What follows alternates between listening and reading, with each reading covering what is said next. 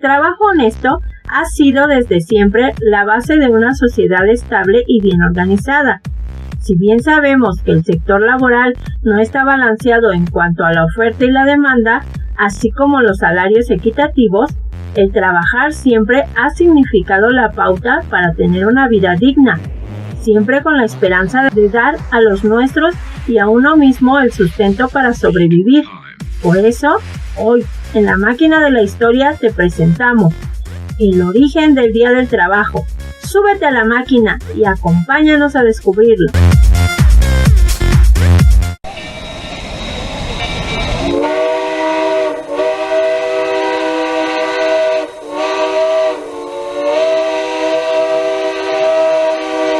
¡Todos a bordo!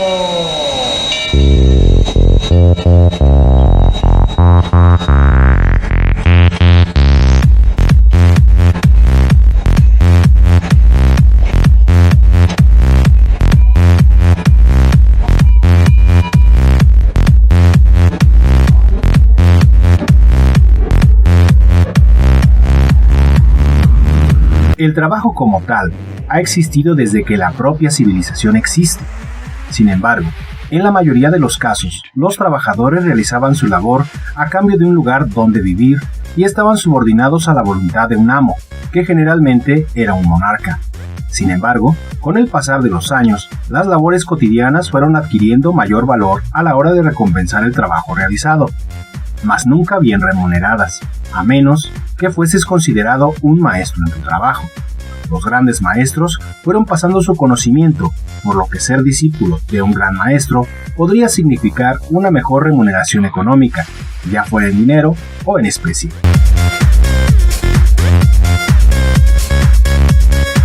Con el advenimiento de la Edad Media, el trabajo se tradujo al vasallaje, el cual, además de ser remunerado, también era cobrado, ya que los siervos, la sociedad más baja en el ámbito feudal, debían pagar al señor feudal una proporción de sus ganancias de temporada o mes, viéndose muchas veces en la miseria cuando, por ejemplo, una cosecha era pobre, y es decir, si un agricultor lograba normalmente tener 6 toneladas de cosecha, el señor feudal se llevaba 5, pero si la cosecha era mala y solo había logrado 5 toneladas, el señor feudal tomaba sus 5 toneladas, pues era el pago habitual, dejando al siervo con hambre y sin poder vender para comprar su sustento.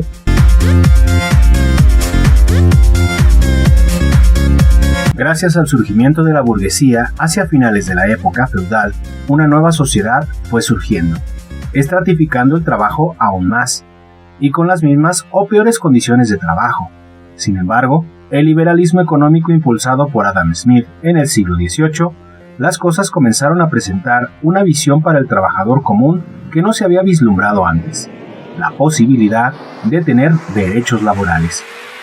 Y a finales de ese siglo e inicios del siglo XIX, se dieron constantes brotes de huelgas y manifestaciones en pro de los derechos laborales, ya que las jornadas de trabajo eran inhumanas y el salario ganado por el trabajo realizado no era equivalente al mismo, es decir, les pagaban mucho menos dinero del trabajo que realizaban.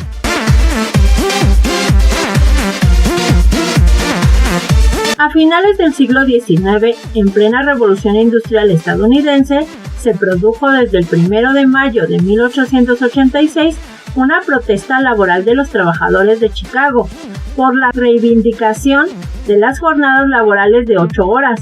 Trabajadores de diversas empresas se manifestaron y convocaron a una huelga general, la cual mantuvieron hasta el 4 de mayo, fecha en la que supuestamente un manifestante lanzó una bomba a la policía que trataba de disolver la manifestación, generándose la detención y juicio de 8 personas, 3 de las cuales fueron condenadas a cadena perpetua: Samuel Fielden, Oscar Nibby y Michael Schwab, mientras que otros 5 fueron condenados a muerte: George Engel, Adolfo Fischer, Albert Parson, August Vincent y Louis Link. Tiempo después de los juicios, en 1893, los 3 condenados a cadena perpetua fueron perdonados, bajo el alegato que el juicio había sido en respuesta a jueces histéricos, y por ello Los que fueron condenados a muerte fueron conocidos desde entonces como los mártires de Chicago.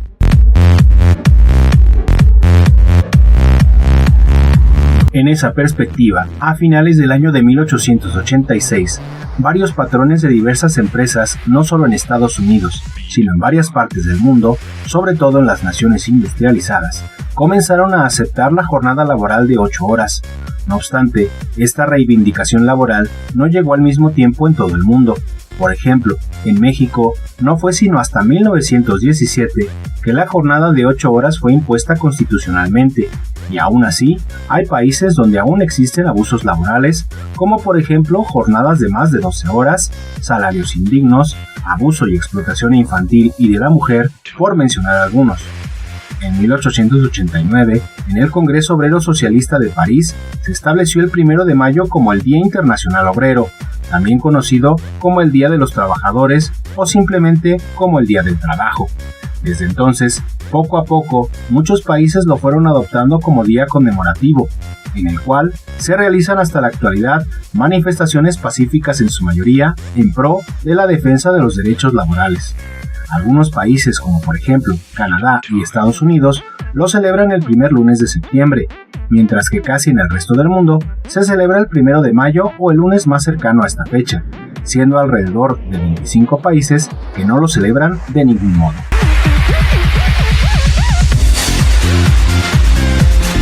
Esperamos que este video te haya gustado, y si es así, dale pulgar arriba. Con eso nos ayudas a que nuestro contenido llegue a más personas y nos apoyas para seguir creando contenido. También te invitamos a suscribirte, compartir en tus redes, así como seguirnos en las nuestras. Los enlaces se encuentran en la descripción del video. Dale a la campanita para recibir notificaciones de cuando subimos nuevos videos. Tenemos videos nuevos todas las semanas. Cada vez somos más a bordo de la máquina de la historia, así que no olvides acompañarnos.